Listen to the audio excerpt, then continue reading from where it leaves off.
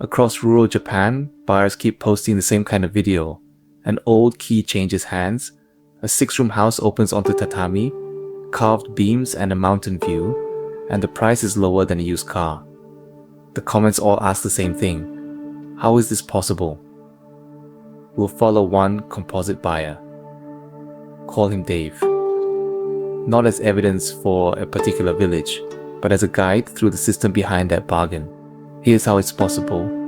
Japan's official 2023 survey counted 9.002 million vacant dwellings, 13.8% of the national housing stock, or roughly 1 in 7. About 3.85 million were neither rentals, homes for sale, nor secondary homes, the category closest to long-term abandoned stock.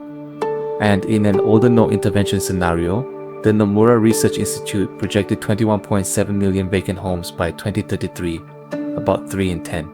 That is a conditional warning, not a current forecast. The internet looked at this and saw a fairy tale, free houses in Japan, and the houses can be genuinely beautiful. But the buyer is purchasing more than walls and land. In the settlements most at risk of disappearing, only 1.7% have a hospital or clinic. Schools, shops and bus routes become harder to sustain as the population ages. The lowest price often appears where ordinary life is hardest to maintain. The house is the headline. The village is the fine print. Why should you care if you are never buying a house in Japan? Because this is not a story about a strange exception. Nearly every OECD country is now below replacement fertility. Japan is simply far enough along for the geographic consequences to be visible. Homes remain standing while people, jobs and services concentrate elsewhere. It is not a prophecy for every country. It is a preview of the choices they will face. The numbers are almost hard to believe. The official 2023 count was 9.002 million vacant dwellings, 13.8% of the entire housing stock. In 1993, the count was 4.48 million. It has roughly doubled in 30 years, and the national number hides a sharper rural divide. Where people and services retreat, vacancy accumulates fastest. NRI's older no-intervention scenario put the rate at 30.4% in 2033. Again, a scenario designed to show what effective reuse and demolition would need to prevent. Municipal Akia banks. Public listing sites where towns advertise vacant homes. Sometimes show prices that look almost symbolic. Some municipalities add renovation or relocation support if a buyer will actually live there. But price is information. When a structure that took months to build in one of the richest countries on earth costs less than a used car, the market is not giving away free value. It is pricing weak demand, renovation risk and location. The bargain is also a distress signal. To understand how you get 10 million empty homes, you have to understand 3 quiet design choices, none of which was a mistake at the time. Choice 1. Build new. After the war, Japan needed housing quickly, and new construction became central to the market. Older structures were often treated as depreciating assets while land retained more of the value. Renovation and resale have grown, but the bias toward rebuilding still matters. When local demand falls, an aging structure may add cost rather than value. A house can therefore reach the market with a price that mostly reflects the land, or with no effective market at all. Choice 2. The tax discontinuity. For a qualifying small residential plot, the fixed assets tax base can be reduced to 1/6. Remove the house and that concession can disappear. That does not mean every owner's final bill mechanically becomes 6 times larger. Assessments and local charges vary. But demolition already costs money, and the tax treatment can make an empty structure cheaper to leave standing than to remove. A rule designed around occupied housing can therefore reward delay when the home is no longer usable. Choice 3. Inheritance. Vacant homes frequently pass through families whose members live far from the property and may disagree about what to do with it. As generations pass, ownership can fragment and the cost of tracing interest can exceed the home's value. Registration of inherited real estate was not generally mandatory until April 2024. The new rule gives heirs 3 years to register. It helps clarify ownership, but it cannot create a willing buyer or make a divided family agree. Now stack those choices on top of the deepest force, demographics. Japan's population fell for a 14th consecutive year in 2024, by about 550,000 people. The decline is not evenly distributed. Younger residents move toward large urban labor markets. Older residents remain in smaller settlements. Services then become harder to support.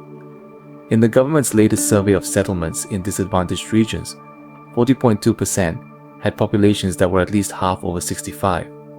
The houses did not simply empty. The country reorganized around fewer places. So why doesn't somebody just fix it? People are trying, and every fix collides with the same design. The government made inheritance registration mandatory in 2024. Heirs generally have 3 years. An unjustified failure can bring a civil fine of up to 100,000 yen. Sensible. It attacks one layer of uncertainty. But registration turns an unknown owner into a known owner. It does not turn a negative value property into an asset. Japan also created a process for surrendering qualifying inherited land to the state. But eligibility and management conditions mean it is not a universal exit for the hardest properties. Municipalities have stronger powers to identify dangerous or poorly managed vacant houses and remove favorable residential land treatment. That raises the cost of neglect and can push some owners to act.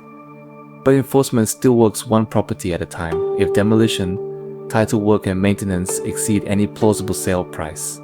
A larger tax bill may produce minimum repairs, abandonment of responsibility, or years of dispute rather than a clean transfer. And notice what these fixes have in common. Each one tries to make an individual owner behave, one house at a time, while the forces producing emptiness operate at national scale. Tax rules, the market for older buildings, fragmented ownership, and the demographic curve decades in the making. Housing policy can reduce the damage, but it cannot manufacture local demand by decree. The houses are the symptom. Japan is treating millions of symptoms. Then the internet found IKEA. Agencies, channels and newsletters now package the dream. The cheap house, the renovation diary, the mountain view. Foreign nationals can generally buy Japanese property without a residency requirement for the purchase itself, but ownership does not grant a visa. Since April 2026, certain non-resident acquisitions also require Foreign Exchange and Foreign Trade Act post-transaction report through the Bank of Japan within 20 days. That is reporting, not a foreign buyer ban. Here is where the fairy tale needs to be complicated in both directions. First, overseas attention cannot solve a stock measured in millions. There is no reliable national count showing foreign IKEA purchases large enough to change the 9.002 million total. More importantly, many vacant homes are not listed, have unclear title, need extensive work, or sit where jobs, contractors, transport, and resale demand are weak. The houses most visible online are a curated fraction of the problem. But second, for a small settlement, one committed household can genuinely matter. It can restore a tax-paying resident, support a contractor, add a child to a school catchment, or strengthen the case for a service that is close to disappearing. That is why some municipalities subsidize renovation or relocation. One buyer is not a national housing policy. Locally though, one light returning can still change the arithmetic. So is a cheap house a scam? Not necessarily.